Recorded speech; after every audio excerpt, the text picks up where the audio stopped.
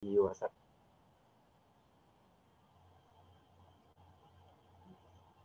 Baik Bapak Ibu jamaah yang mulia, di pagi hari yang segar ini insya Allah semuanya sehat. Kami doakan semuanya bisa melaksanakan kegiatan seharian dengan dimulai dengan aktivitas yang baik ini. Di awal-awal permulaan bulan Zulhijjah yang telah disebutkan dalam hadis bahwa begitu banyak amalan-amalan solih lagi mulia yang amat dicintai oleh Allah Subhanahu wa taala, tentu saja untuk kita kerjakan di 10 hari pertama Zulhijjah ini.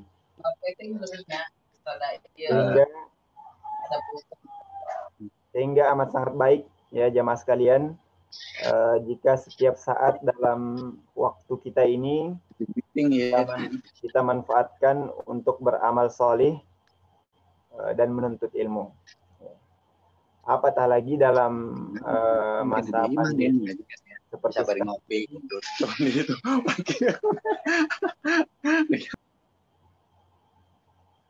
Ya. Apatah lagi dalam masa pandemi seperti sekarang ini, rasa-rasanya jika ada peluang untuk melakukan kebaikan tanpa bercapek-capek ya keluar rumah, maka sebaiknya kita segera lakukan seperti kegiatan kita insya Allah sekarang ini yang penuh dengan ilmu dan manfaat insya Allah.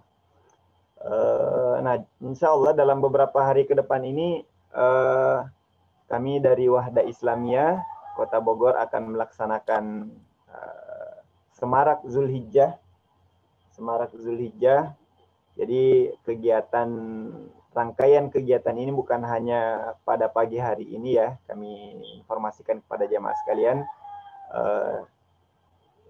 Ada 5 hari kalau nggak salah. 5 hari dari awal-awal 10 Zulhijjah ini kita manfaatkan untuk menuntut ilmu.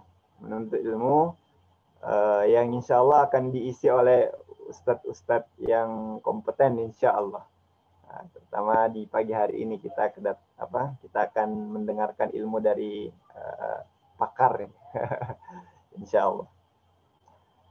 Jadi sekedar informasi aja dari 5 hari ini, termasuk hari ini, kemudian tanggal 4 Zulhijjah yang akan jatuh pada hari Rabu ya, kemudian 6 Zulhijjah, kemudian 8 Zulhijjah, dan yang terakhir 9 Zulhijjah.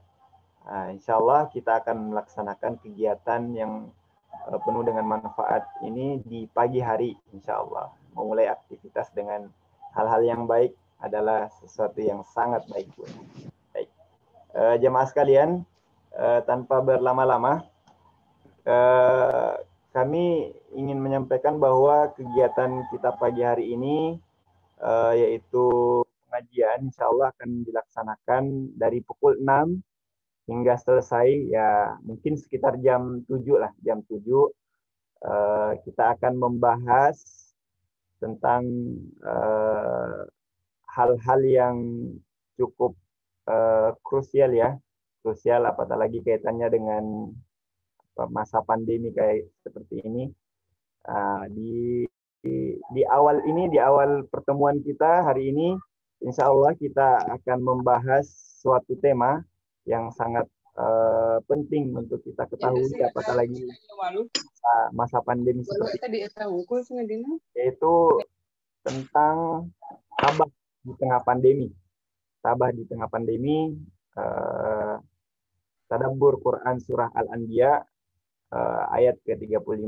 Nah, insya Allah kegiatan kita pagi hari ini akan diisi oleh Ustadz kita, Ustadz Samsul Basri Dr. Samsul Basri SSI MAI. Nah, sebelum saya serahkan kepada beliau, ada baiknya mungkin kita berkenalan lebih jauh dulu dengan beliau. Nah, ini Ana udah dapat sedikit resume tentang beliau ini. Beliau nama lengkapnya Dr. Samsul Basri SSI MAI, kemudian tempat tanggal lahir di Kendari, tanggal 20 bulan November 1984. Kemudian alamat beliau sekarang, beliau mukim di Bogor ya, di perumahan Simbat Agung Residence, Blok A5, nomor 5, Kelurahan Sukadamai, Kota Bogor. Kemudian pendidikan beliau S1 Statistika, jurusan Matematika FMIPA Unhas. Kemudian S2 Magister Ekonomi Islam di UIK Bogor.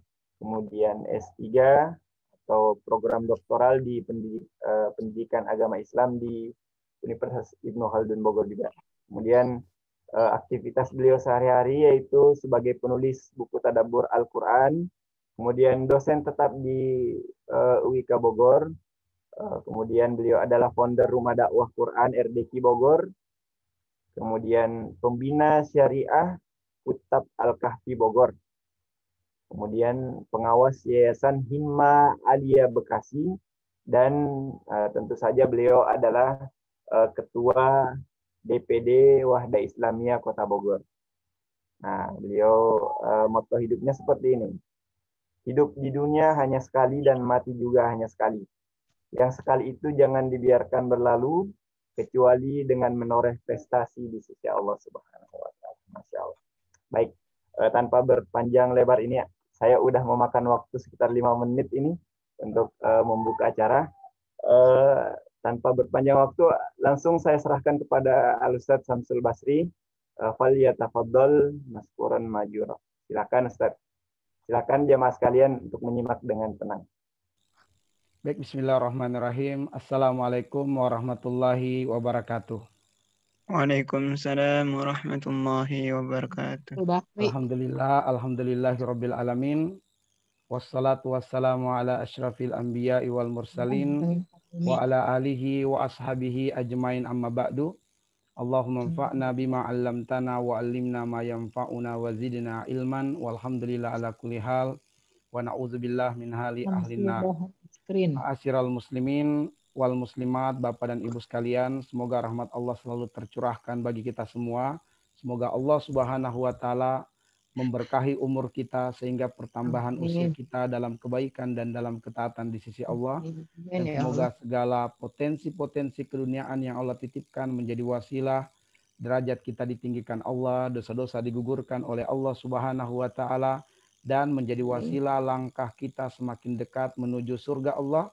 Dan mudah-mudahan silaturahmi yang terus terbangun dalam kebaikan, dalam ketaatan, dalam majelis ilmu seperti saat ini menjadikan kita semua dapat bersilaturahmi dan berkumpul di dalam surga Allah Subhanahu wa taala. Insya Allah pada pagi hari ini mudah-mudahan dalam waktu 1 jaman ke depan, dan itu pun juga sudah termasuk dengan sesi tanya jawab, semoga Allah mudahkan bagi kami untuk menyampaikan satu materi tadabbur, yaitu surah Al-Anbiya ayat yang ke-35. Dan dari kajian ayat yang mulia ini kita mengetengahkan sebuah tema tabah, ya. Tabah di tengah pandemi, ya, tabah di tengah pandemi. Nah, Bapak dan Ibu sekalian, ikhwan wal akhwat, muslimin dan muslimat yang dimuliakan Allah Subhanahu wa taala, memang tujuan utama Al-Qur'an diturunkan itu adalah liyadabbaru ayatihi wa liyatadzakkara ulul albab. Itu surat Shad, ya, surat Shad surat 38 ayat 29. Al-Qur'an diturunkan agar supaya manusia merenungi, memikirkan, mentadabburi ayat-ayat Allah, waliyatadzakkara ulul albab, dan agar supaya mereka yang hatinya hidup, mereka yang hatinya berakal, mengambil pelajaran, yaitu mengimplementasikan Al-Quran di dalam kehidupannya. Sebab Al-Quran merupakan hudal linnas, petunjuk hidup manusia. Baik, kita akan membaca ayat Allah yang mulia ini dan kemudian kita mentadaburinya, dan selanjutnya semoga kita diberikan taufik untuk mengimplementasikannya dalam kehidupan kita. Baik. Ayatnya saya bacakan. A'udzu billahi minasyaitonir rajim. Bismillahirrahmanirrahim. Kullu nafsin dha'iqatul maut wa nabluukum bisyarri wal khairi fitnah wa ilaina turja'un.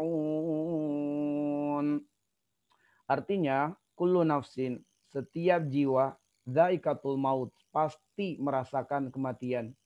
Wa nabluukum, dan kami, kata Allah, menguji kalian, bisyarri, dengan keburukan, wal khairi, dengan kebaikan, fitnah, benar-benar menjadi cobaan. Wa ilaina turja'un, dan kepada kamilah kalian semua akan dikembalikan. Nah, untuk memudahkan kita di dalam mentadaburi dan mengambil pelajaran dari satu ayat Allah yang mulia ini, maka kita akan memetakan ayat ini. Ya, kita akan memetakan ayat ini, kita akan memenggal ayat ini, ya, untuk kita dapat dan mengungkap hikmah dan pelajaran di baliknya. Penggalan pertama kita ambil pada awal ayat, kullu nafsin dhaikatul maut. Ya, kita akan menggali dan mengambil hikmah di situ. Kemudian penggalan yang kedua, wa nabluukum bisyarri wal khairi fitnah. Dan kemudian penggalan yang ketiga yang juga akan kita ungkap hikmahnya, dan disinilah materi intinya, wa ilaina turja'un, ya, wa ilaina turja'un. Baik. Nah, mari kita lihat terlebih dahulu penggalan yang pertama. Kullu nafsin dhaikatul maut. Ya, setiap jiwa dhaikatul maut, pasti merasakan kematian. Allah melalui ayatnya yang mulia ini menegaskan bahwa sesiapa yang diberikan nikmat hidup pasti akan merasakan kematian. Sesiapa yang mendapatkan kesempatan berjumpa dengan dunia ini pasti akan merasakan pahitnya perpisahan dengan dunia ini. Nah, kita coba gali sedikit tentang an-nafs, jiwa, ya. Sebab jiwa itu disebutkan oleh para mufasir adalah bertemunya antara ruh dan jasad. Itulah yang disebut dengan jiwa. Sebab ruh tersendiri, jasad tersendiri maknanya. Nafs, jiwa adalah menyatu, bertemu ruh dan juga jasad. Disebutlah jiwa. Dan kullu nafsin, setiap jiwa. Yang namanya jiwa atau hidup itu selalu dan pasti, ya, pasti akan terikat oleh tiga hal ini. Terikat oleh tiga hal. Apa itu? Terikat oleh waktu, terikat oleh sebab dan keadaan, dan terikat dengan tempat. Maka dalam satu waktu manusia atau jiwa pasti berada dalam sebuah keadaan dan pasti berada dalam sebuah tempat. Nah, kalau kita berbicara waktu, maka waktu itu ada waktu yang membangun usia kita, ya, ada waktu yang membangun usia kita. Ada waktu yang membangun usia kita. Waktu inilah yang kemudian memetakan kita ya menjadi beberapa kelompok usia. Ada kelompok balita, ada kelompok anak-anak, remaja, pemuda, orang tua, dewasa, lansia. Ya. Ada juga waktu yang manusia hidup di dalamnya. Gitu. Ada waktu yang manusia hidup di dalamnya. Apa itu waktu yang manusia hidup di dalamnya? Ada waktu pagi, ada waktu siang, waktu sore, waktu malam. Dan sekarang ini kita hidup di waktu pagi. Ada waktu berupa hari, ya, Senin sampai dengan Senin lagi, gitu. Senin, Selasa, Rabu, dan seterusnya. Ada waktu berupa jam. Itu adalah waktu yang kita hidup di dalamnya.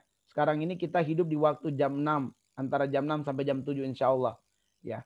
Nah, ketika kemudian jiwa dikaitkan dengan waktu, ya, ketika jiwa dikaitkan dengan waktu, maka kita perlu renungkan firman Allah surat Al-A'raf ayat 34. Bukti bahwa zaikatul maut, ya, bahwa jiwa dikaitkan dengan waktu, maka pasti seseorang yang memiliki waktu akan merasakan kematian.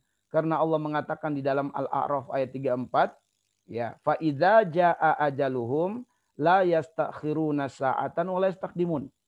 Jadi kematian itu, ya, kalau dia datang, maka sama sekali tidak dapat dimundurkan waktunya dan tidak dapat dimajukan waktunya, walau hanya sesaat.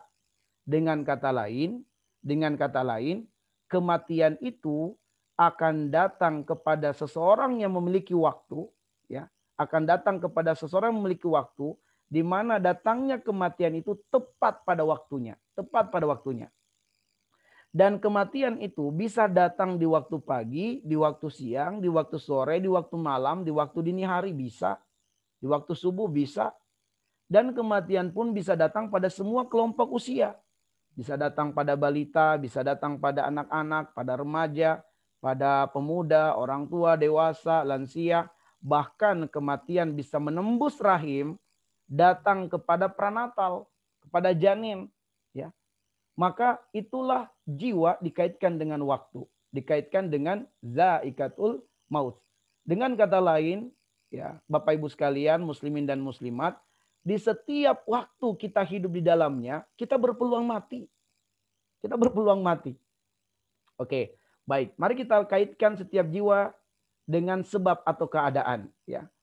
Kalau kita katakan sebab atau keadaan, ya bisa saja dalam keadaan berdiri, dalam keadaan berjalan, dalam keadaan tidur, dalam keadaan duduk, dalam keadaan makan, dalam keadaan minum, dalam keadaan berjalan, berkendaraan, dalam keadaan ya apapun aktivitasnya, dia gembira, dia sedih, ya sehat atau sakit, itu sebab atau keadaan. Nah, ternyata Allah mengatakan kullu nafsin zaikatul maut, bahwa setiap jiwa yang sedang melakukan suatu aktivitas atau setiap jiwa yang berada dalam suatu keadaan, maka ketahuilah bahwa jiwa itu tidak akan pernah mengetahui sebab apakah, keadaan bagaimanakah yang mengundang kematian padanya. Ya. Jadi kita tidak akan pernah tahu sebab apakah, keadaan bagaimanakah yang menjadikan kematian datang pada diri kita. Ya, perhatikan surat Luqman ayat 34. Di antara makna tafsirnya ketika Allah mengatakan, ya, wa ma tadri nafsun madza taksibu godan. Ya, setiap jiwa tidak akan ada yang tahu apa yang akan terjadi di masa depan padanya. Termasuk dalam hal kematian, manusia tidak akan tahu sebab apakah yang mendatangkan kematian. Apakah COVID? Bisa saja, tetapi belum tentu juga. Jadi kalau kita selamat dari COVID tidak berarti umur kita panjang, tidak. Hanya saja Allah belum menjadikan COVID sebagai sebab kematian kita. Mungkin sebab yang lain, kecelakaan, ya, atau keracunan, atau sebab-sebab yang lain. Ala kulihal, ya Bapak Ibu sekalian, muslimin dan muslimat, bahwa betul COVID bisa menjadi sebab keadaan kematian, tetapi jangan terlalu paranoid dengannya, sebab masih banyak sebab-sebab lain, keadaan yang lain, kematian datang kepada diri kita dan kita nggak tahu. Ya, begitu banyak kita dapatkan video-video di YouTube, seseorang didatangi kematian dalam keadaan bahagia, dalam keadaan ijab kabul, ya dalam keadaan tertawa, dalam keadaan bernyanyi, dalam keadaan berjoget, kematian datang padanya. Nah, ini yang harus kita imani, bahwa setiap jiwa tidak akan pernah tahu sebab apakah, keadaan bagaimanakah kematian datang padanya. Ya, apakah sakit, apakah kecelakaan, ataukah sedang duduk, ataukah sedang berjalan, atau sebab-sebab yang lain kita nggak tahu. Dan apabila jiwa itu dikaitkan dengan tempat, kita pun juga tidak akan pernah tahu di bumi mana kita menghembuskan nafas yang terakhir. Kita nggak akan tahu. Karena Allah mengatakan wa ma tadri nafsun bi ayyi ardin tamut. Itu juga surat Luqman ayat 34. Setiap jiwa tidak akan pernah tahu di bumi mana dia menghembuskan nafas yang terakhir. Sebab kalau kita berbicara tempat itu bisa saja di daratan, bisa saja di lautan, bisa saja di udara, di pesawat. Di daratan kita nggak tahu apakah di rumah kita, ataukah di rumah sakit, ataukah di rumah tetangga, ataukah di tempat pengajian, apakah di kantor, apakah di pasar, ataukah di masjid, tapi mudah-mudahan saja bukan di tempat maksiat. Ya. Maka dengan kita memperhatikan ayat ini, kullu nafsin dha'iqatul maut, sebenarnya setiap detik, setiap keadaan, setiap tempat kita berpeluang mati. Bukan hanya karena kondisi COVID. Setiap waktu, setiap detik bahkan, setiap keadaan kita berkendaraan, kita berpeluang mati. Kita sedang tidur di rumah pun berpeluang mati. Ya. Di setiap kaki kita berpijak, kita pun berpeluang mati di sana. Bahkan Nabi mengatakan, ya, dalam kaitannya dengan tempat, idza aradallahu qabda 'abdin bi ardin ja'ala lahu hajatan ilaiha. Rawahu At-Tirmidzi. Apabila Allah menghendaki kematian pada seseorang di suatu tempat, Allah jadikan dia punya kepentingan untuk datang di tempat di mana ruhnya akan dicabut. Jadi seseorang itu pasti akan mendatangi tempat di mana dia akan dicabut ruhnya di sana. Jadi kalau Allah takdirkan kematian kita di rumah sakit, pasti kita akan dibawa ke rumah sakit. Kalau Allah takdirkan kita meninggal di puncak, pasti kita ke puncak. Kalau Allah takdirkan kita matinya di pasar, di kantor, pasti kita mati di sana. Tapi kita selalu berdoa semoga kita mati di tempat-tempat yang suci, di tempat-tempat yang mulia, di tempat-tempat ibadah, di tempat di mana banyak orang berzikir, beribadah kepada Allah Subhanahu wa taala. Baik. Kita lanjutkan. Nah, sekarang mari kita perhatikan ya, penggalan yang kedua. Nah, sebelum kita benar-benar merasakan kematian hidup di dunia, ya, sebelum kita benar-benar merasakan kematian di dunia, sebelum kita benar-benar berpisah dengan kehidupan di dunia, maka di kehidupan dunia itu sendiri kita pasti akan diuji, diperhadapkan dengan dua hal. Keburukan dan kebaikan. Apa itu keburukan? Keburukan itu adalah ma la yula'imut tabi'ah. Apa saja yang secara tabiat kita tidak suka itu namanya keburukan. Ya. Apa saja yang secara tabiat kita tidak suka itulah yang disebut dengan keburukan. Dan ma yatamannal insanu bihusuli alaihi, dan apa saja yang kita bertekad untuk mendapatkannya, kita berbahagia dengan memilikinya, itulah yang disebut dengan kebaikan. Ya.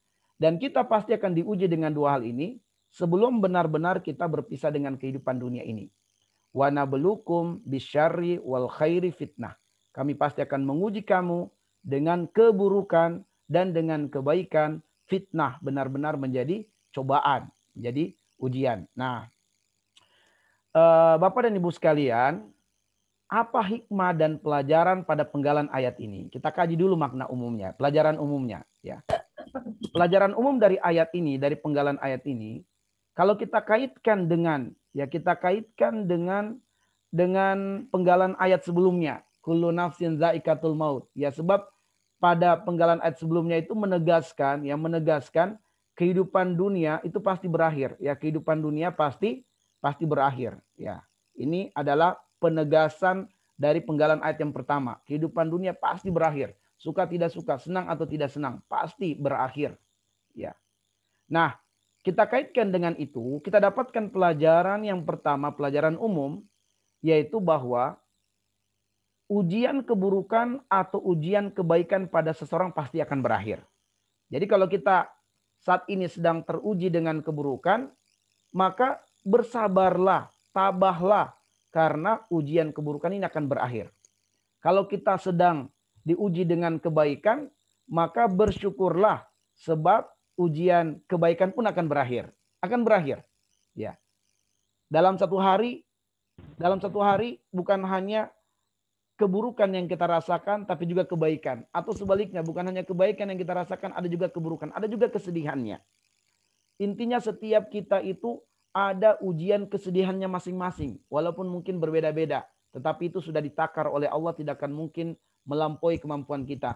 Karena Allah mengatakan dalam surah Al-Qamar, ya, di ayat yang ke-49. Inna kulla syai'in khalaqnahu biqadar. Semuanya sudah ditakar oleh Allah. Ketika Allah uji kita dengan keburukan, udah ditakar, kita bisa melewatinya. Ketika kita diuji dengan kebaikan, udah ditakar oleh Allah bahwa kita tidak akan takabur dan sombong.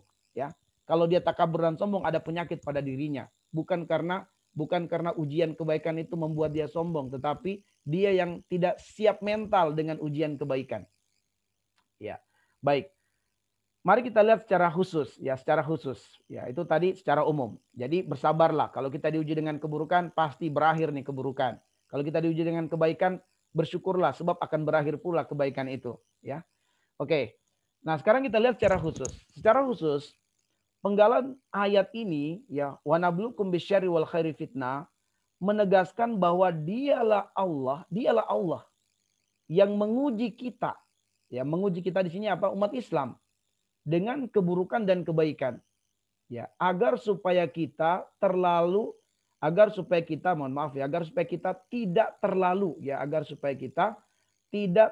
sedih jika sedang diuji dengan keburukan, dan agar supaya kita tidak terlalu gembira dengan kebaikan-kebaikan yang dicapai. Itu lihat di dalam surat Al-Hadid ayat 23. Likaila ta'sau ala ma fatakum wala tafrahu bima atakum wallahu la yuhibbu kulla mukhtalin fakhur. Ya, agar supaya kalian tidak terlalu bersedih hati ketika Allah uji kalian dengan keburukan. Dan agar supaya kalian juga tidak terlalu bergembira lupa diri ketika prestasi kebaikan-kebaikan mampu kalian raih, mampu kalian capai. Bahwa ternyata itu dari Allah semuanya. Itu ujian dari Allah Subhanahu wa taala, ya. Dan Allah ketika menguji kita dengan keburukan, Allah enggak zolim sama diri kita, enggak zolim. Dalam surat Ghafir ayat 31 Allah mengatakan, "Wa mallahu yuridu zulman lil ibad." Ya Allah tidak akan pernah berlaku zolim kepada hamba-hambanya. Nggak akan mungkin Allah zolim sama kita. Nah, ketika kita mendapatkan keburukan dalam hidup kita, dan kita sadar bahwa ini dari Allah sebagai ujian, maka kita pun akhirnya tidak terlalu bersedih. Karena Allah tidak mungkin zolim pada diri kita. Dan kita pasti bisa melewatinya karena Allah sudah menakar tingkat derajat musibah yang diujikan kepada diri kita. Oke, seperti itu. Baik, kemudian lagi, yang kedua, didahulukan penyebutan ujian keburukan. Ya, sebab di sini Allah mendahulukan penyebutan keburukan. Wa nabluukum bisyarri, baru wal khair, ya. Keburukan dulu baru kebaikan. Didahulukan penyebutan ujian keburukan baru ujian kebaikan karena dalam kehidupan yang kita jalani ini itu akan lebih banyak kepayahan dan kesulitan yang kita jumpai. Ya. Supaya kita itu siap mental bahwa memang dalam hidup ini akan lebih banyak kepayahan dan kesulitan yang kita hadapi. Ya, buka saja surat Al-Balad ayat yang keempat. Laqad khalaqnal insana fi kabad. Allah menggunakan kalimat ya taukid, penegasan yang kuat. Ya. Sungguh kami telah menciptakan manusia fi kabadin, zatnya manusia itu fi kabadin akan merasakan kepayahan, kesulitan, ketidaknyamanan dalam kehidupan. Ya. Jadi kita itu harus siap mental dengan ujian-ujian keburukan sebab memang dalam hidup kita akan lebih banyak kepayahan kita rasakan. Ya. Tetapi kata para ulama, nikmatun najah indama tash'uru bis-su'ubah. Ya. Al-masyaqqa fi hayati dunia. Bahwa nikmatnya sukses itu adalah tatkala kita mampu melalui dan melewati keburukan. Adalah tatkala kita mampu melewati sulitnya kehidupan. Itu akan terasa nikmatnya sebuah keberhasilan, sebuah kebaikan. Nah, Bapak Ibu sekalian, saya yakin kita semua akan bergembira ketika di waktu kecil dahulu kita mengikuti sebuah kompetisi lomba. Lomba ya banyak jenisnya. Kita mungkin salah satunya peserta lomba tertentu.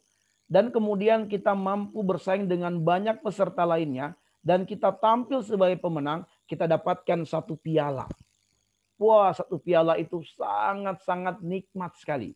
Ya, piala itu betul-betul menggambarkan kegembiraan yang luar biasa. Satu piala. Tapi berapa sih harga piala itu? Sekarang kita punya banyak uang. Kita bisa membeli banyak piala. Ya, kita bisa beli 100 piala. Langsung kita borong ke toko piala. Lalu kita minta kepada tukang ukir. Tolong tulis. Saya juara 1A, juara 1B, juara 1 ini dan seterusnya. Ya. Tapi apakah berkesan? Tidak. Kenapa? Karena kita tidak dapatkan dengan perjuangan.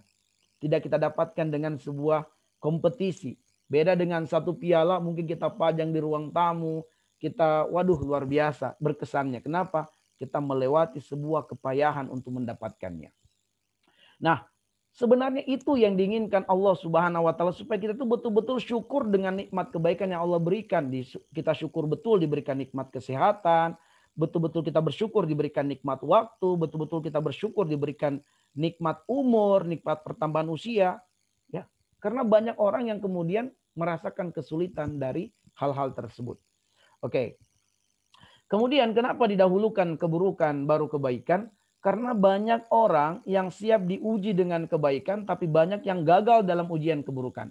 Banyak orang yang tidak siap diuji dengan keburukan. Ya, kemarin kita baru menangani pasien yang dia itu pengusaha domba lah gitu ya, pengusaha domba. Nah, yang sebelumnya dia mungkin masih mengikut kepada katakanlah bosnya dahulu gitu ya. Tapi kemudian tatkala dia sudah bisa mandiri lalu kemudian menyatakan berpisah. Nah, ternyata sang bos ini iri gitu. Karena ternyata yang tadinya orang ini bekerja sama dengannya dan kemudian dia atau karyawannya atau mungkin partnernya itu sudah berpisah dan ternyata lebih unggul, lebih berhasil, dia iri. Nah, itulah kita kebanyakannya. Banyak dari kita siap sukses tapi tidak siap melihat teman lain sukses. Ya. Banyak kita siap untuk sukses tapi tidak siap melihat partner kita, tetangga kita, saudara kita, kawan kita sukses. Nah, akhirnya kemudian terjatuhlah atau terjadilah perbuatan-perbuatan sihir dan seterusnya. Nah, di dalam surat Al-Hajj ayat 11 itu Allah mengatakan wa minan nasi may ya'budullah ala harf. Ada di antara manusia itu menyembah Allah itu setengah-setengah, tidak sungguh-sungguh. Menyembah Allah tidak serius gitu. Ya, tidak serius, setengah-setengah. Ya. In asabahul khair itma'an nabi. Ketika dia diuji dengan kebaikan, betul-betul dia maksimal ibadahnya. Betul-betul dia maksimal ibadahnya. Dia sungguh-sungguh taat. Tapi ketika dia diuji dengan keburukan, ya, inqalaba ala wajhi. Dia berpaling dari Allah, dia kecewa dengan Allah. Ya. Dia kecewa dengan Allah. Khasirad dunya wal akhirah. Inilah orang yang rugi dunia akhirat. Ya. Nah, jadi ada orang ketika diuji dengan kebaikan luar biasa taatnya, luar biasa ibadahnya kepada Allah. Sebab apa? Dia mendapati Allah mengabulkan semua hajatnya. Begitu dia diuji dengan keburukan, ada kekecewaan kepada Allah. Kenapa saya diuji dengan sakit padahal saya rajin sholat, rajin ibadah? Kenapa saya ditipu padahal saya banyak bersedekah? Dia kecewa dengan Allah. Ya. Akhirnya kemudian dia berpaling dari Allah. Dia meninggalkan ketaatan kepada Allah setelah kemudian dia mendapati Allah menguji dia dengan keburukan. Maka Allah katakan, inilah orang yang rugi dunia dan rugi akhirat. Orang yang gagal di dalam merespon ujian dari Allah. Makanya banyak orang siap diuji dengan sukses tapi tidak siap diuji dengan keburukan. Nah, inilah kemudian kekurangan kita. Nah, karena itulah kemudian pada penggalan yang terakhir, wa nabluukum bisyarri wal khairi fitnah. Di situ kami beri warna merah untuk asyar, wa ilaina turjan warna hijau. Maksudnya adalah kita pengen secara khusus bagaimana memahami makna wa ilaina turjaun untuk sukses berhasil melewati ujian keburukan. Ya. Kalau kita tertimpa dengan keburukan, katakanlah kita terpapar COVID. Ya, sebab ada orang terdampak secara fisik, ada yang secara ekonomi gitu. Ada yang dari sisi aktivitas lainnya. Ya. Sama-sama kita merasakan musibah. Ada yang terpapar secara fisik, ada yang kemudian dampaknya itu dalam bentuk ekonominya, finansialnya, atau aktivitasnya, dan seterusnya. Nah, wa nabluukum bisyarri wal khairi fitnah wa ilaina turja'un. Maka bagaimana supaya kita tatkala diuji dengan keburukan kita tetap mampu berhasil melaluinya. Ya. Kita pun sukses ketika diuji dengan keburukan.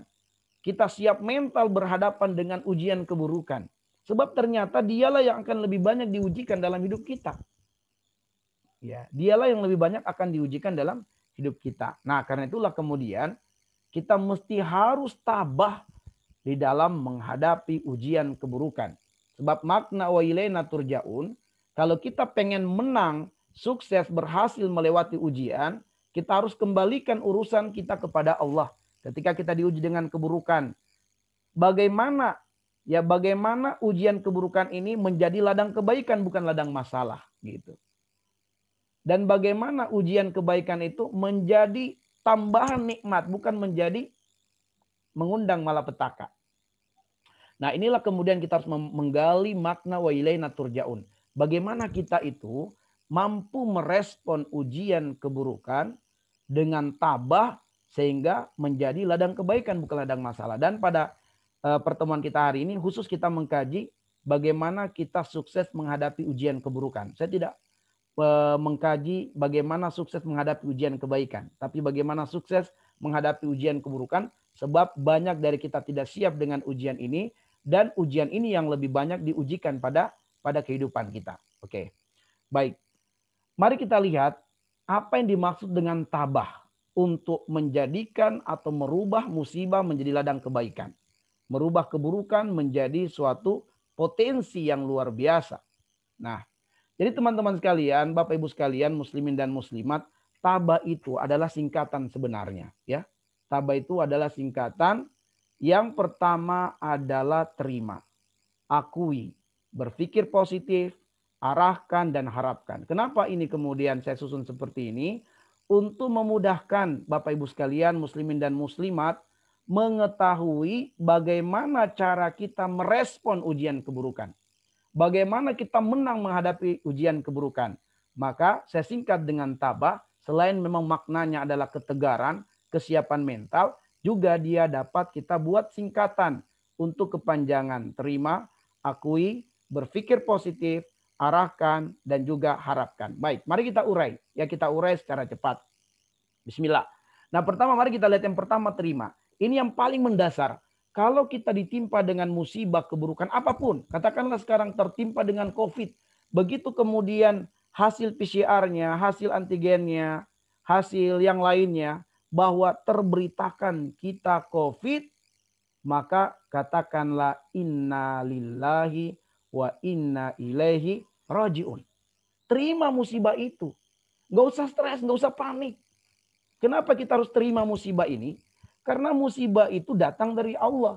Perhatikan At-Taghabun ayat 11. Allah mengatakan, ma asaba min musibah illa biiznillah. Ya. Tidak akan terjadi musibah apapun bentuknya. Apapun wujudnya musibah itu. Bukan hanya COVID, tapi yang lainnya. Kalau menimpa diri kita, itu terjadi atas izinnya Allah. Kehendaknya Allah, kemauannya Allah. Kita nggak bisa menolak kemauan Allah, kehendak Allah. Sebab masyiatul insan tahta masyiatillah. Sebab kemauan kita itu di bawah kemauan Allah. Ya.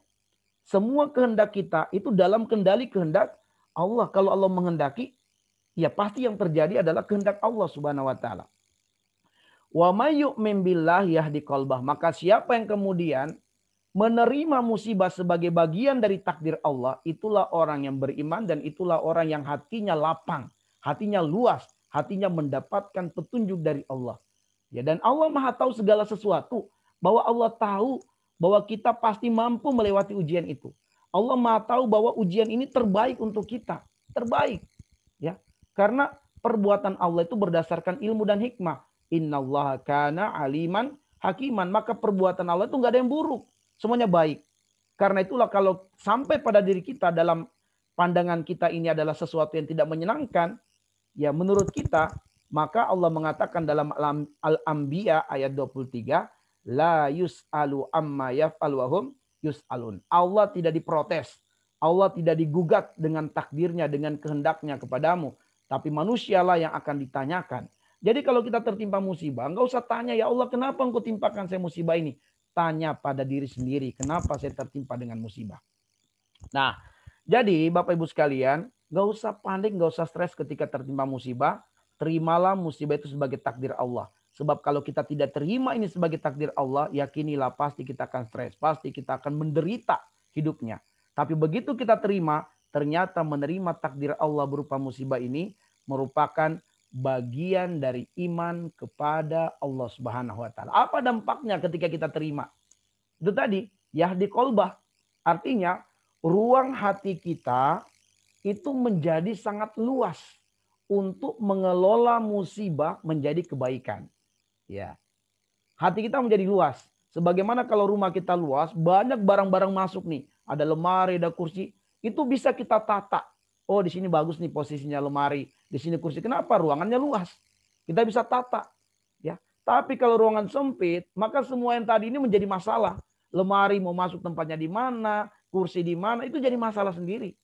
Padahal sebenarnya lemari, kursi itu semua kebaikan. Cuma kita tidak melihatnya sebagai sebuah kebaikan dikarenakan ruangan kita sempit, jadi masalah. Tapi ketika ruangan kita luas, wah ini lemari bagus nih posisinya di sini. Kursi di sini, betul-betul bermanfaat. Begitu juga kalau ruang hati kita luas, masalah yang datang itu menjadi suatu kebaikan sebenarnya. Ya. Nah, apa indikatornya kita itu menerima takdir Allah? Spontan, keluar kalimat istirja. Ya. Surah Al-Baqarah ayat 155. Ya, karena di sana Allah mengatakan alladzina idza asabatuhum musibah qalu inna lillahi wa inna ilaihi rajiun. Bayangkan ayat itu. Ya, wa basyiris sabirin, berikan kabar gembira alladzina idza asabatuhum musibah, yaitu orang-orang yang tatkala tertimpa kepada mereka musibah, qalu, mereka mengucapkan inna lillahi wa inna ilaihi rajiun.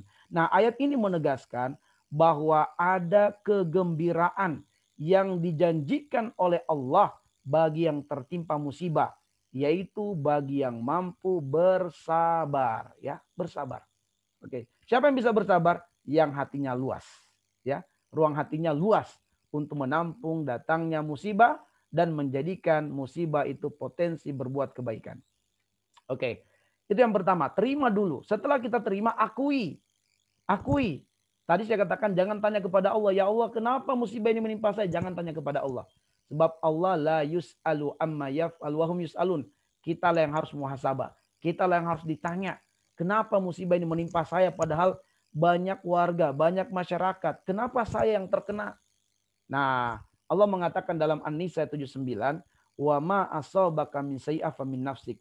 Akuilah bahwa musibah yang menimpa diri kita atau yang menimpa keluarga kita adalah dikarenakan dosa atau kesalahan kita sendiri.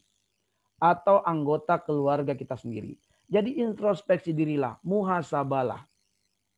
Jika musibah itu menimpa suatu masyarakat atau penduduk suatu negeri, pasti karena ada dosa kesalahan dari penduduk tersebut. Atau karena kezaliman penguasanya. Wa ma asabakum min musibatin fabima kasabat aydikum wa ya'fu an katsirin. Ya. Musibah apapun yang menimpa kalian itu karena perbuatan kalian sendiri. Ya. Atau di dalam surat Al-Isra 16 ini apabila penguasa berbuat zalim. Wa idza aradna an nuhlika qaryatan amarna mutrafiha fafasaku fiha faqa 'alaihal qawlu fadammarnaha tadmira. Kalau Allah berkehendak menghancurkan suatu negeri, Allah akan melihat para penguasanya, ya para pejabatnya. Kalau mereka berlaku sewenang-wenang, mereka berlaku zalim di bumi, di negeri yang bukan milik mereka, milik Allah sebenarnya. Allah cuma titipkan kepada mereka sebagai pengelolanya, sebagai pengaturnya, pembuat regulasinya. Begitu mereka buat regulasi yang bertentangan dengan syariat Allah, mereka berbuat zalim dengan posisi mereka sebagai penguasa, maka Allah akan menimpakan kerugian yang besar pada negeri yang mereka pimpin. Rugi, bangkrut, dan seterusnya. Oke. Itu adalah akui. Sekarang kita berpikir positif. Nah, jadi kalau kita sudah menerima musibah ini sebagai bagian dari takdir Allah, kita pun juga sudah mengakui, yang selanjutnya adalah berpikir positif. Atau bahasa lainnya berhusnuzon. Kepada siapa? Kepada Allah. Karena Allah mengatakan, wa asa an takrahu syai'an wa huwa khairul lakum, wa asa an tuhibbu syai'an wa huwa syarrul lakum, wallahu ya'lamu wa antum la ta'lamun. Ya boleh jadi yang kamu tidak suka, yang kamu benci, ternyata itulah yang terbaik dalam ilmu Allah bagi engkau. Dan boleh jadi yang kamu inginkan ternyata itu buruk dalam ilmu Allah. Allah ini kata kuncinya. Wallahu ya'lamu wa antum la ta'lamun. Allah maha tahu dan kamu tidak tahu. Inni a'lamu ghaibas samawati wal ard wa a'lamu ma tubduna wa ma kuntum taktumun. Allah tahu rahasia langit dan bumi. Allah tahu tentang manusia. Melebihi pengetahuan manusia tentang dirinya sendiri. Lahirianya, batinianya, luar dan dalam ditahu oleh Allah. Maka apabila kita tertimpa musibah COVID, inna lillahi wa inna ilaihi rajiun. Banyak istighfar kepada Allah, beristirahat di rumah. Ya, mungkin kita menjadi karena COVID ini kita tidak bisa lagi beraktivitas, kita harus istirahat isoman selama 14 hari. Nah, Ibu sekalian, Bapak sekalian, kalau Allah tidak menghendaki kita tertimpa COVID, mungkin saja kita akan keluyuran di sana sini. Kaki kita menjadi panjang, yang boleh jadi akan terjadi musibah besar berupa kecelakaan besar yang menyebabkan kita patah-patah tulang, ya, atau kemudian banyak kefatalan yang terjadi, biaya akan lebih banyak besar keluar. Dan Allah mencegah, menghindari kita dari musibah besar itu. Karena Allah maha tahu apa yang terjadi di masa depan kita. Allah menghindarkan kita. Karena Allah sayang pada diri kita. Allah lihat ada kebaikan-kebaikan yang kita lakukan selama ini. Maka Allah menghendaki kita tertimpa dengan musibah kecil demi tertolaknya musibah yang besar. Makanya kata kuncinya wallahu ya'lamu wa antum la ta'lamun. Allah tahu, kamu enggak tahu. Maka husnuzonlah kepada Allah Subhanahu wa taala. Dan juga adalah karena Allah itu lebih tahu umur kita. Allah katakan di dalam surat Al-Anbiya ayat yang pertama, iqtaraba linnasi hisabuhum wa hum fi ghaflatin muridun. Umur kita ini pendek kata Allah. Umur kita pendek, usia kita pendek, dosa kita banyak, amal kita sedikit. Apabila kemudian ada saudara muslim kita yang terkena COVID, ya, qadarullah ditakdirkan Allah meninggal, ya semoga kita doakan dia dicatatkan syahid di sisi Allah. Kenapa Allah takdirkan dia meninggal dengan COVID? Allah tahu umurnya memang dia pendek. Kalau bukan karena COVID dia pun akan meninggal pada waktu yang sama. Kenapa Allah timpakan dia COVID sehingga dia berjuang dulu melewati COVID ini? Karena Allah Maha tahu tentang orang tersebut. Bahwa orang ini boleh jadi umurnya pendek tapi dia tidak sadar. Tidak sadar kalau beberapa hari ke depan akan meninggal. Yang kalau kemudian tidak diuji dengan COVID, mungkin saja dia akan semakin banyak dosa, sedikit amalnya. Tapi Allah timpakan dia COVID supaya kemudian dia banyak istighfar kepada Allah Subhanahu wa taala. Dia sadar diri betapa nikmat kesehatan itu penting sehingga dia berjuang untuk tetap beribadah kepada Allah dengan sesuai kemampuan dia. Maka apabila dia beribadah kepada Allah dalam kondisi tertimpa sakit musibah, pahalanya berlipat ganda. Dan kesabarannya melewati ujian COVID ini menjadi penggugur dosanya yang banyak.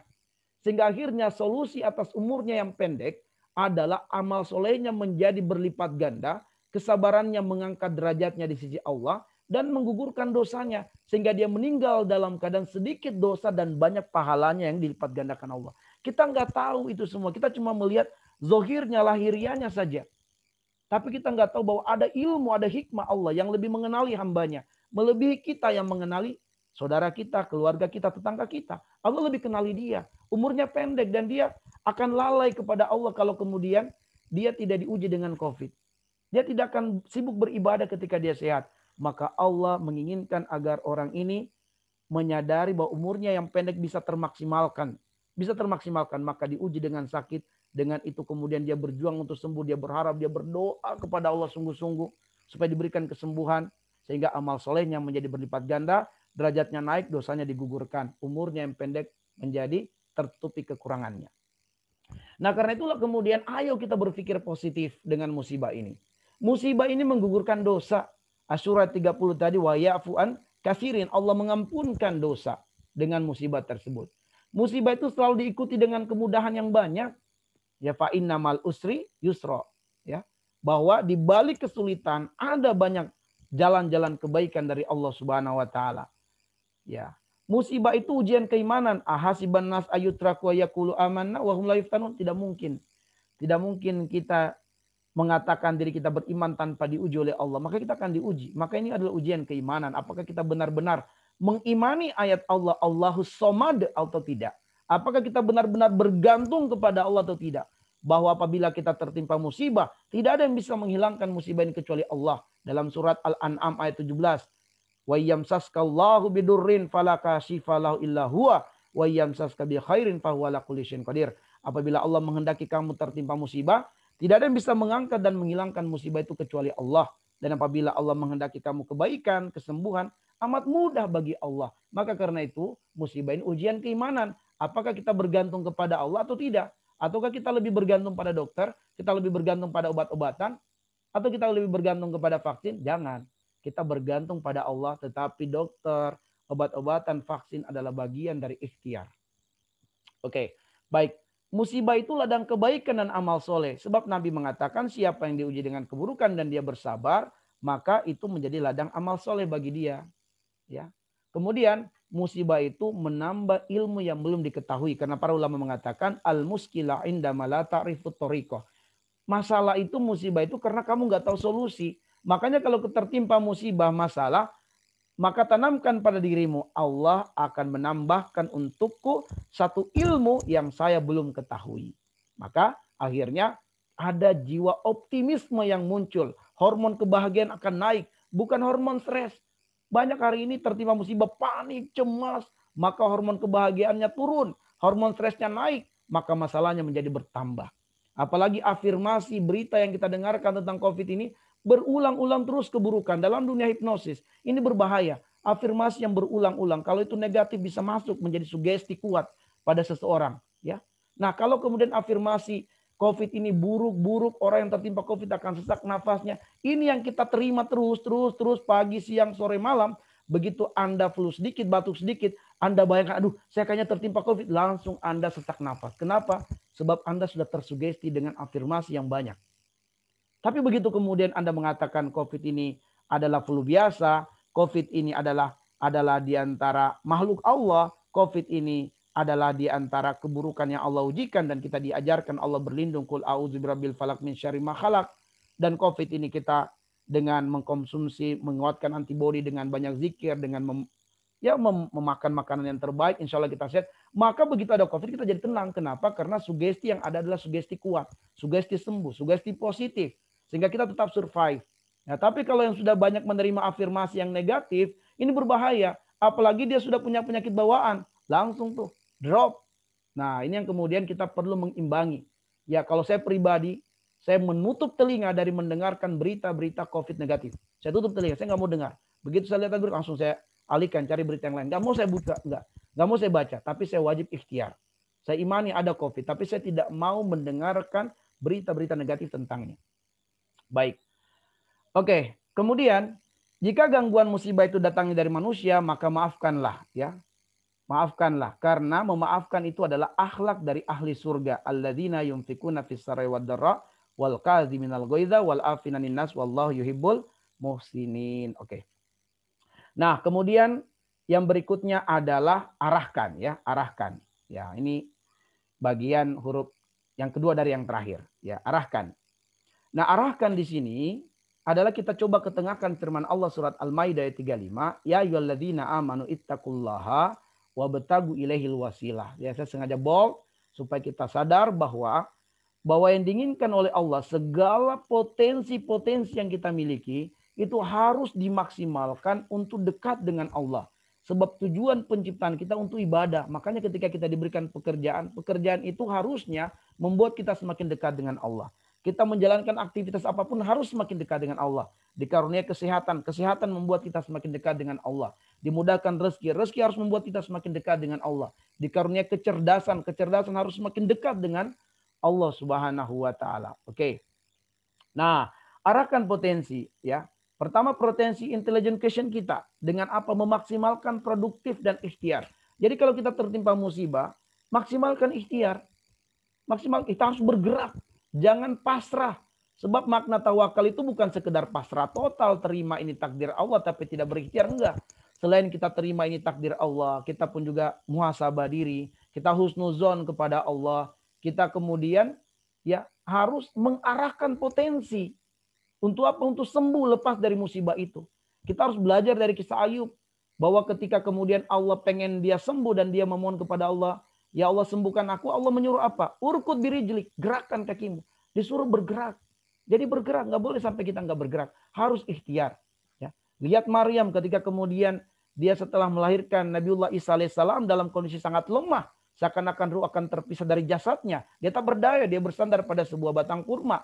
Tapi Allah menyuruh dia ketika dia memohon kepada Allah, diberikan kekuatan, kesehatan, kemudahan melewati ujian itu, melewati musibah itu. Allah mengatakan, wa huzzi ilaiki bijiz'in nakhla tusakit alaiki rutoban janiyah. Disuruh dia bergerak, disuruh berikhtiar, goyangkan batang pohon yang kau sandari itu. Goyangkan, nanti Allah akan jatuhkan buah kurma yang masak. Belajar dari kisah Hajar yang berlari dari Bukit Safa ke Bukit Marwah. Padahal Hajar ini istri Nabi, ibunda dari Nabi. Tapi ketika tertimpa musibah, apakah kemudian dia mengatakan, saya kan istri Nabi, saya kan ibunda dari seorang Nabi, pasti rezeki datang. Enggak. Tetap saja orang-orang mulia ini ketika dia punya masalah, ketika dia ingin mengundang pertolongan Allah, dia harus bergerak, dia harus berusaha, dia harus bekerja. Jadi kita harus bergerak. Kalau saja orang-orang mulia, para anbiya, wanita-wanita solihat, orang-orang soleh dalam menghadapi masalah mereka upayanya memohon kepada Allah pertolongan. Mereka harus bergerak. Lantas kita kenapa tidak mau bergerak, tidak mau berikhtiar ketika tertimpa dengan musibah? Maka maksimalkan potensi EQ kita. Nah, lalu kemudian potensi emotional quotient kita. Kita baguskan sosial dengan masyarakat. Jangan sampai kita bakhil dengan orang lain. Jangan sampai kita kecut. Jangan sampai kita pengecut dengan orang lain. Sebab terkadang kalau kita ditimpa musibah itu kita menjadi berat menolong orang lain. Sebab kita tanamkan pada diri kita suatu sugesti buruk. Ya kamu susah, gimana kamu bisa menolong orang? Nah akhirnya kemudian kita menjadi pengecut dari menolong orang karena kita merasa diri kita susah. Ini berkebalikan dengan hadis Nabi. Nabi mengatakan, man yassara ala mu'sirin yassarallahu alaihi fid dunya wal akhirah. Siapa yang menolong saudara muslimnya yang sedang kesulitan, Allah tolong dia di dunia dan juga di akhirat. Ya. Wallahu fi aunil abdi makana al abdu fi auni akhi. Siapa yang suka menolong seorang hamba pasti ditolong oleh Allah. Kalau ada keluarga kita terbaring COVID nih, ya, keluarga kita pengen dia sembuh, maka kita ayo ringankan beban orang lain. Kita bersedekah banyak kepada yatim, kepada duafa sambil kita niatkan, ya Allah, Ya, kita niatkan, kita minta kepada Allah supaya Allah sehatkan keluarga kita yang tertimpa musibah ini. Jadi berbuat ihsan kepada manusia dengan harta dan akhlak mahmudah ini mengundang pertolongan Allah Subhanahu wa taala.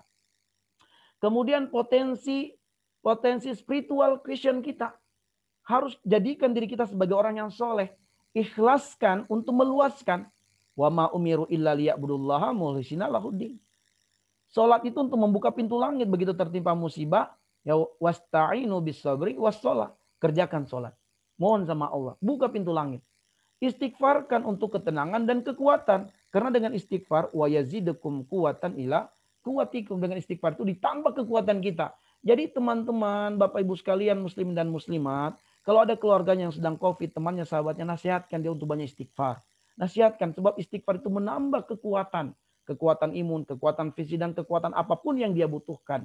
Jadi, arahkan potensi ini bukan hanya sekedar ikhtiar, tapi juga ada potensi spiritual. Kenapa? Sebab kita tidak boleh mempertuhankan ikhtiar. Nggak boleh. Ya. Salah kita kalau kita pertuhankan ikhtiar. Saya sudah vaksin, saya pasti, oh salah. Enggak. Itu ikhtiar. Kita sudah konsumsi obat-obat terbaik, itu ikhtiar. Tapi tidak boleh kita pertuhankan. Hajar tidak mempertuhankan ikhtiarnya berlari dari Bukit Safa ke Bukit Marwah.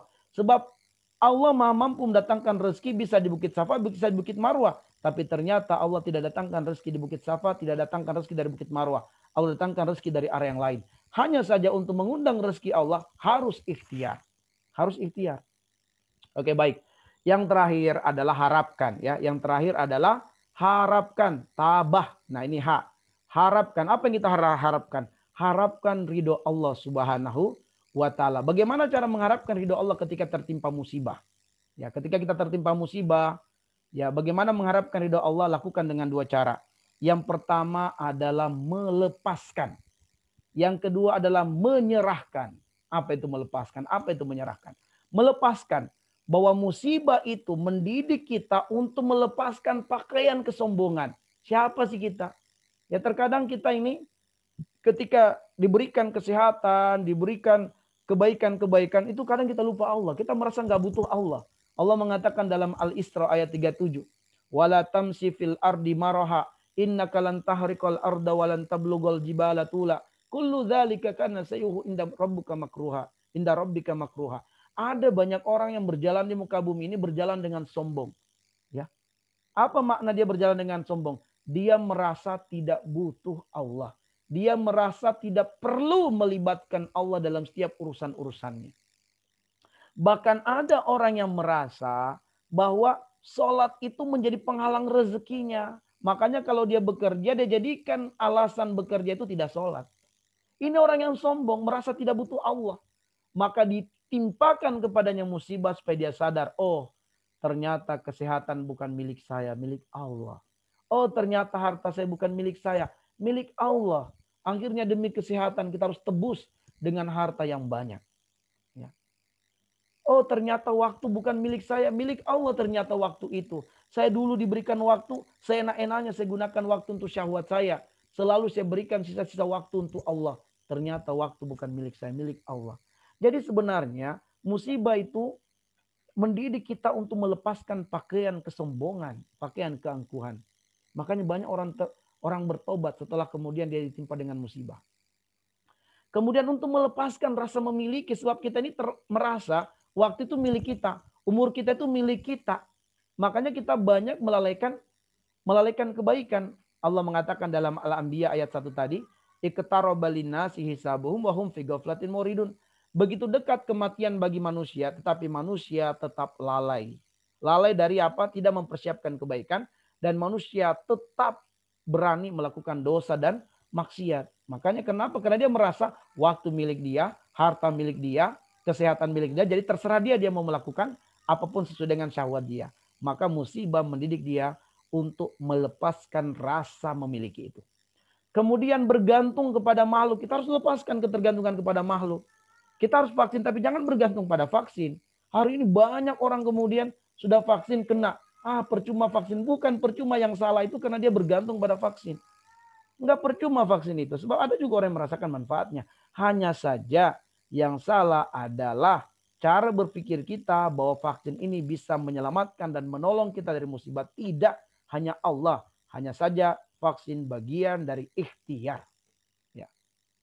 Lalu yang terakhir adalah serahkan hidup kita dan mati kita untuk Allah. Enggak usah panik ketika timpa musibah. Sebab memang hidup kita ini milik Allah. Lillahi ma fis samawati wa ma fil ardh. Segala kepunyaan Allah di langit dan di bumi. Jangankan harta, jangankan kedudukan, jangankan organ-organ tubuh ini, bahkan ruh yang bersemayam di dalam jasad kita bukan milik kita, milik Allah Subhanahu wa taala. Maka Allah menginginkan agar kita terus mengikrarkan atau tidak melupakan ikrar yang Allah ajarkan kita di surat Al-An'am 162 dan kita disyariatkan membacanya di dalam sholat kita. Setelah kita membesarkan, menghebatkan Allah dalam takbiratul ihram, kita baca berulang-ulang ini, ya. Tidak kurang 17 kali kita baca ikrar ini. Kul inna solati wa nusuki wa mahyaya wa mamati lillahi rabbil alamin. Bahwa kita menegaskan sholat kita, ibadah kita, kurban kita, hidup kita, dan mati kita untuk Allah Subhanahu wa taala. Kenapa kita kemudian cemas dan panik? Padahal hidup kita ini adalah untuk Allah. Pasrahlah kepada Allah. Sebab apabila Allah menghendaki kita meninggal dengan COVID, kita tidak akan bisa mengelak. Begitu Anda tertimpa COVID, maka serahkanlah hidup Anda kepada Ya Allah. Hidupku dan matiku di tangan-Mu. Engkau maha tahu hatiku yang paling dalam. Aku ingin sehat. Aku ingin sembuh ya Rob. Aku ingin melakukan banyak kebaikan yang telah banyak aku lalaikan. Ya Rob, namun jiwaku ini adalah milik Engkau. Aku tak berdaya apabila Engkau menghendaki kematianku dengan COVID. Namun ya Rob, aku mohon kepadamu, berikan aku kesempatan. Mengibahlah kepada Allah. Berharaplah sama Allah agar diberikan kesempatan. Dan setelah itu, kalau kita pengen hajat kita dikabulkan Allah, bertekadlah untuk memaksimalkan 4 hal di dalam surah Al-Baqarah 186. Wa idza sa'alaka ibadi anni fa inni qarib ujibu da'watad da'i idza da'an falyastajibu li wal yu'minu bi la'allahum yarshudun. Lakukan 4 hal. Perkuat takarrubnya kepada Allah, perbanyak mengibahnya, berdoa sama Allah, segera sambut kebaikan, lakukan ketaatan walaupun dalam kondisi sakit, waktu sholat, jangan tidak sholat, tetap sholat. Ya. Lalu kemudian baguskan husnuzonnya kepada Allah, baguskan imannya kepada Allah bahwa Allah akan mengabulkan doa, Allah mendengarkan doa saya dan Allah mengabulkan doa saya. Husnuzon sama Allah. Insya Allah lallahum yarsudun. Dia akan mendapatkan apa yang dia inginkan. Baik, ma'asyiral muslimin muslimat, Bapak dan Ibu sekalian, demikianlah yang bisa kami sampaikan dari satu materi yang kita kaji, kita gali dari Tadabbur surat Al-Anbiya ayat 35, dan mohon maaf ternyata waktunya kepanjangan 1 jam, dan insya Allah kita cukupkan. Kalaupun ada sesi tanya jawab boleh 1, kalau tidak kita cukupkan sebab memang kita sudah sampaikan kajian kita ini hanya berkisar 1 jaman saja ya, dari jam 6 sampai dengan jam 7 pagi. Baik, saya kembalikan kepada Ustadz Arbi sebagai moderator. Tafadhol. Masya Allah. Baik Ustadz, terima kasih atas ilmunya di pagi hari ini, luar biasa ya. Ada banyak tips dan nasihat untuk kita dalam menghadapi masa-masa pandemi yang sangat sulit seperti ini. Kita bahkan untuk keluar rumah pun harus berhati-hati gitu ya, dan waspada. Belum lagi ketika kita misalnya sedikit ada masalah dengan kesehatan, ya beberapa orang mungkin akan beranggapan ini kita sebagai orang yang tertuduh gitu ya. Sangat sulit lah gitu. Baik, Bapak Ibu jamaah sekalian, pada kesempatan yang berbahagia ini mungkin ada yang mau bertanya langsung ya. Kita berikan kesempatan kepada yang bertanya langsung, atau yang bertanya melalui chat. Apakah ada yang mau membuka suara, maksudnya membuka mic-nya untuk bertanya langsung? Insya Allah ada 1 atau 2 pertanyaan lah, insya Allah. Silakan. Saya Tan. Oh ya, silakan Ibu Rosniati ya. Silakan ya. Ibu, langsung aja. Ya, terima kasih Tan. Sebelumnya mungkin saya memperkenalkan diri, saya Rosi dari Jakarta. Ini suami saya itu beberapa hari ini nggak bisa tidur karena yaitu tadi tersugesti dengan hal-hal yang negatif. baik bukan hanya karena corona ini, tapi ada hal-hal yang lain seperti kekhawatiran yang berlebihan kepada ibunya gitu ya, karena memang ibunya tinggal sendiri di Bandung. Terus ada hal-hal pokoknya banyak lah yang setiap harinya itu negatif yang diterima, dan secara apa ya, di bawah alam sadarnya itu dia memang tersugesti dengan hal-hal yang negatif itu. Padahal Masya Allah, Alhamdulillah suami saya itu ngajinya rajin, sholat tahajud yang nggak pernah terlewat gitu ya. Tapi beliau masih diuji sama apa ya, saya kadang-kadang suka khawatir dengan tidak bisa tidurannya itu kan akan mengganggu kesehatannya. Mungkin apa yang harus saya lakukan untuk suami saya. Terima kasih. Baik. Langsung ditanggapi Ustaz Arbi atau gimana? Langsung aja, Ustaz. Langsung aja, silakan. Baik Ibu sekalian dan Bapak sekalian, muslimin dan muslimat, ada sebuah pengalaman ya. Pengalaman ada salah seorang pasien kanker yang pernah saya jumpai di daerah BNR Bogor. Di mana pasien ini dia sudah menjalani kemo sampai lebih dari 10 kali ya. Kemoterapi. Nah, saya lupa persisnya apakah 12 atau 15 kali gitu. Lalu kemudian ternyata sel kankernya masih belum mati, belum hilang. Sehingga keluarga masih menguatkannya harus di kemo yang kesekian kalinya lagi. Sementara kondisi dia sendiri itu sudah tak berdaya, hanya bisa terbaring, tak dapat menggerakkan tangan dan kaki dan seterusnya. Nah, dokter pun juga melihat kondisinya yang sudah sangat-sangat melemah, dia hanya mengatakan kalau di kemo hanya akan mempercepat, dalam ilmu medisnya, mempercepat hal yang kita tidak inginkan berupa kematian. Dia cuma mengatakan bersahabatlah dengan kanker, kami hanya bisa memberikan obat untuk mengurangi rasa sakit, tapi tidak akan pernah menghilangkan sakit. Nah, orang ini setelah mendapatkan informasi dari dokter ini semakin stres, dia merasa tidak punya harapan lagi. Ya, maka dia hari-harinya diwarnai dengan kegelapan, kesedihan, emosinya jadi tidak stabil, dan dia tidak bisa berdaya berbuat apa-apa sebab dia hanya bisa terbaring. Nah, waktu itu kemudian saya diundang oleh suaminya dan kemudian saya ketemu dengan ibu tersebut, kelihatan dari ekspresi wajahnya ketakutan, kecemasan, kegelapan, kelihatan banget gitu, terasa. Nah, apa yang saya katakan kepadanya? Saya coba berikan afirmasi yang positif.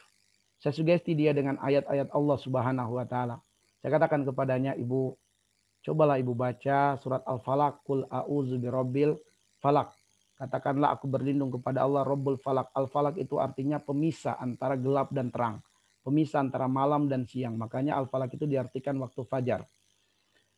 Min syarri ma khalaq, dari kejahatan makhluk. Nah, kejahatan makhluk ini dalam ilmu kasir, dalam tafsir Ibnu Katsir, bisa datang dari manusia, bisa datang dari binatang, bisa datang dari jin, bisa datang dari virus, bisa datang dari bakteri-bakteri atau sel-sel jahat yang tidak terlihat oleh kita. Nah, jadi termasuk COVID ini, termasuk sel-sel kanker. Itu adalah gangguan dari min syarri ma khalaq, salah satu jenis dari min syarri ma khalaq. Nah, saya katakan kepadanya, Ibu, dokter tidak akan bisa menyembuhkan ibu sesuai dengan hasil medisnya. Karena kemampuan dokter itu terbatas. Tapi Allah maha mampu mendatangkan kesembuhan kepada ibu karena kemampuan Allah tidak terbatas. Katakanlah Qul a'udzu birabbil falaq. Bahwa hanya Allah yang bisa mengeluarkan ibu dari kegelapan masalah yang ibu rasakan ini. Begitu kita sampaikan kalimat positif ini, langsung ada semangat. Kelihatan dari ekspresi wajahnya menjadi cerah. Gitu ya. Tiba-tiba tangannya kayak ada energi. Dan kakinya juga demikian. Ini luar biasa. Penting sekali ini kalimat-kalimat positif. Apalagi ayat-ayat Allah. Fa'innasdaqal hadithi kitabullah. Sebaik-baik perkataan Allah. Kalau perkataan manusia bisa merubah cara berpikir orang, cara pandang orang, ya, bisa menjadikan orang yang stres menjadi positif kembali.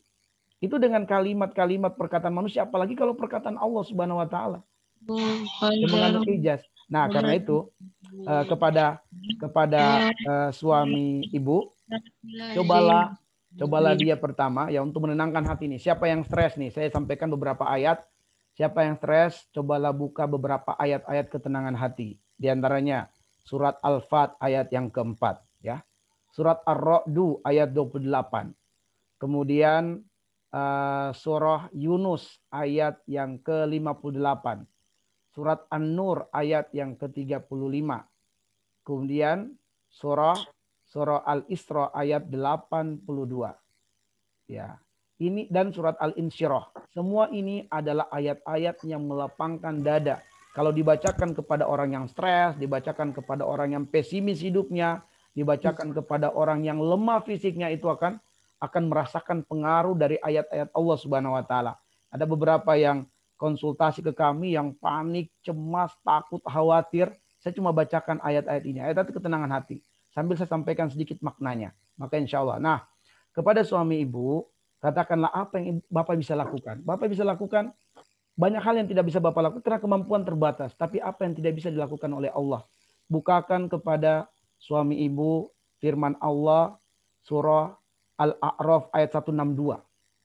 Ayat 162. Di dalam ayat itu Allah ayat 196. Surat Al-A'raf ayat 196. Di dalam ayat itu Allah mengatakan Inna waliyallahu alladzi nazzalal kitab wa huwa yatawallas sholihin. Kalau beliau adalah orang yang soleh, adalah orang yang baik, jangan dia ragukan ayat itu. Allah akan bertanggung jawab terhadap urusan hamba-hambanya yang soleh.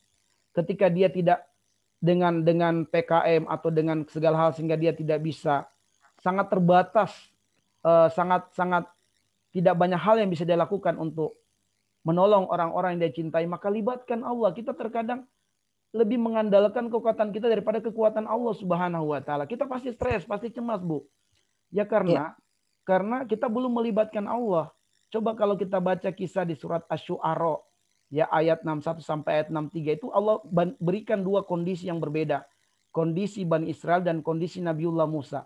Bani Israel ketika di bawah meninggalkan negeri Mesir menuju ke negeri Palestina, diperhadapkan dengan lautan merah yang luas dan dalam, di belakang ada tentara Fir'aun, lalu kemudian mereka tidak memiliki persenjataan lengkap, mereka semua stres. Mereka mengatakan, wailana wa wailakum ya Musa, celaka kami, celaka kamu wahai Musa, kenapa kami ikut sama kamu? Innalah mudrakun, kita pasti tersusul. Nggak ada jalan keluar, buntu. Cara berpikirnya buntu, nggak ada jalan keluar. Kita mau menuju ke Palestina, ada laut merah luas dan dalam. Kita tidak punya kemampuan berenang. Di belakang ada Fir'aun, kita nggak punya persenjataan lengkap melawannya. Binasa kami. Kenapa kami ikut sama engkau, Musa? Mereka menyesali kenapa mau ikut Musa. Bayangkan. Ini kenapa ibu sekalian? Karena dia mengandalkan kekuatan pada materi. Padahal materi ini terbatas. Ya, akhirnya apa? Orang yang masih melibatkan kekuatan materi pasti cemas. Pasti takut. Seperti yang tergambar pada kondisi Bani Israel. Tapi lihat bagaimana Musa yang melibatkan Allah tetap tenang. Jangan lihat dia nabi ya. Sebab Allah mengatakan di dalam surah Ar-Rum ayat yang ke-47 ya.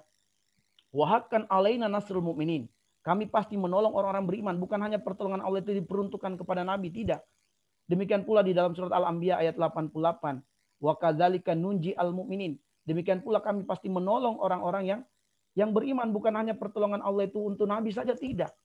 Jadi jangan kemudian kita angkat nabi ini manusia terbaik, tapi lihatlah mereka, kita jadikan mereka itu kedua bagi kita. Nah, Nabi Musa tetap tenang ketika di depan Laut Merah, di belakang tentara Fir'aun, tidak ada senjata yang lengkap, persediaan makanan sedikit, Musa tetap tenang. Apa kata Musa? Kalla inna ma'iya rabbi sayahdini. Sekali-kali tidak. Tuhanku tidak akan meninggalkan aku. Tuhanku akan memberikan petunjuk kepadaku. Jadi yang ingin saya sampaikan, libatkan Allah. Katakanlah la haula wa la quwata illa billah. Berdoa. Doa ini silahul mukmin.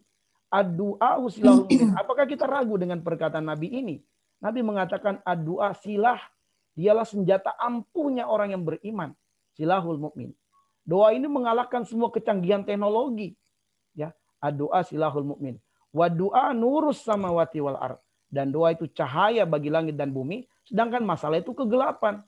Kalau kemudian kita tertimpa kegelapan, ya doalah. Karena doa itu cahaya yang akan menghilangkan kegelapan tersebut. Jadi yang ingin kami nasihatkan adalah pertama, maksimalkan yang bisa dilakukan dari perkara-perkara dunia. Selanjutnya kalau sama sekali semua buntu, libatkan Allah. Andalkan Allah, hebatkan Allah. Sebab kita tidak banyak yang bisa kita lakukan karena kemampuan kita terbatas. Tapi tidak mustahil bagi Allah karena kemampuan Allah tidak terbatas. Bersedekah di sana. Niatkan, ya Allah jaga ibu saya bersedekah. jaga ibu saya, tolong berikan kesehatan padanya. Allah akan jaga. Inna waliyallahu alladzi nazzalal kitab wa huwa yatawalla sholihin. Allah lah sebaik-baik pelindung kita, penjaga kita, dan dialah yang bertanggung jawab atas urusan hamba-hambanya yang soleh. Allahu alam bisawab.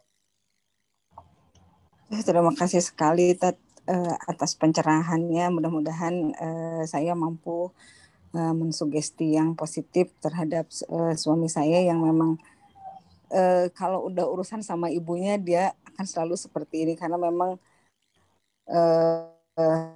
dia sangat apa ya, sama ibunya itu luar biasa deh. Saya sampai salut sekali lah atas perhatian beliau kepada ibunya. Dia mengorbankan jiwa raganya lah kalau untuk ibunya itu. Dia sampai udahlah ayo kita ke Bandung. Tapi saya bilang gimana caranya?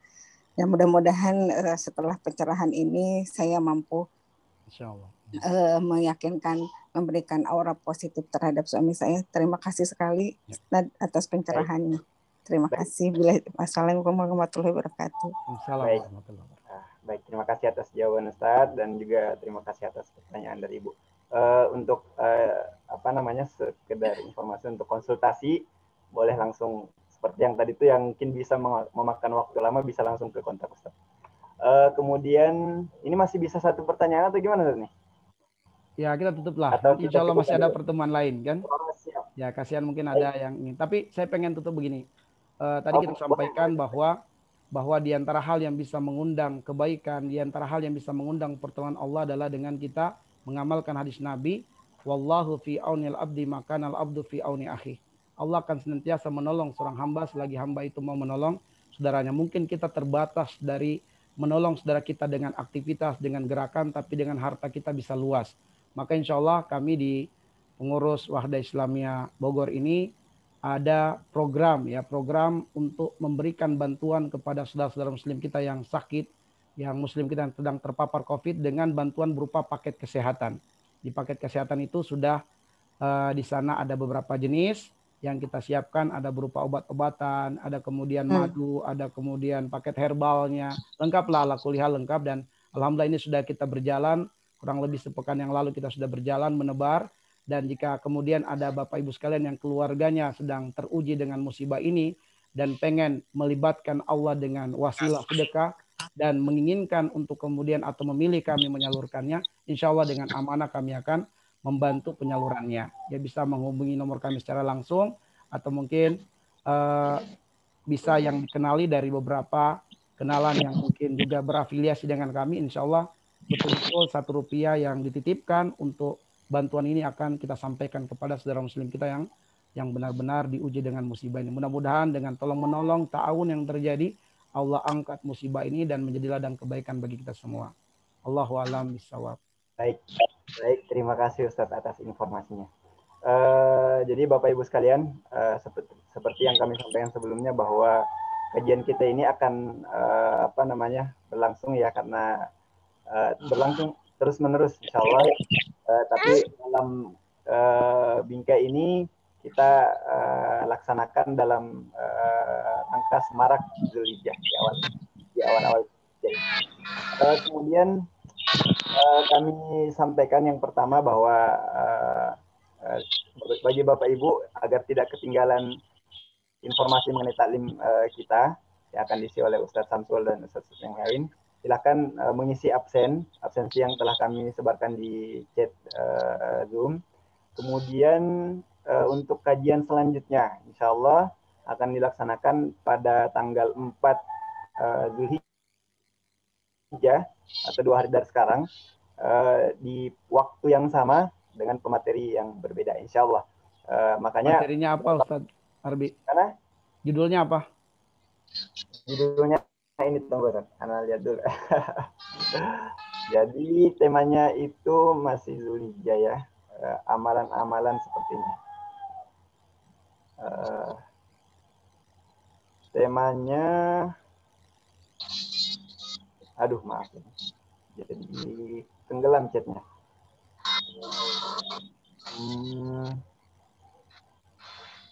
Judulnya adalah amalan-amalan di 10 hari pertama bulan Zulhijjah. Baik. Ini sangat teknis, jadi penting untuk Bapak Ibu untuk mengetahuinya. Insya Allah akan dibawakan oleh Ustadz Juhefa, SH, SPDI, MPD. Baik, Bapak Ibu sekalian, sebagai penutup kami sampaikan bahwa kita ini tidak perlu terlalu khawatir ya, sampai terlalu paranoid terhadap pandemi yang sekarang ini. Tapi kita juga jangan terlalu acuh sehingga kita lalai gitu ya, sehingga apa-apa tidak memperhitungkan ketika keluar rumah, tidak menaati protokol kesehatan dan sebagainya. Kemudian untuk selanjutnya insya Allah kita akhiri dengan membaca doa kafaratul majelis. Subhanakallahumma bihamdik. Subhanakallahumma rabbana wa bihamdik. Asyhadu an la ilaha illa anta astaghfiruka wa atubu ilaik. Assalamualaikum warahmatullahi wabarakatuh. Kami ucapkan terima kasih kepada Ustaz Samsul Basri dan juga kepada Bapak Ibu sekalian yang hadir pada kesempatan kali ini. Terima kasih Ustaz. Ya. Jazakallah khair Ustaz Samsul, Mas Ardi Bu. juga. Alhamdulillah. Terima kasih. Ya, Jazakallah. Alhamdulillah. Assalamualaikum warahmatullahi wabarakatuh. Waalaikumsalam warahmatullahi wabarakatuh. Waalaikumsalam.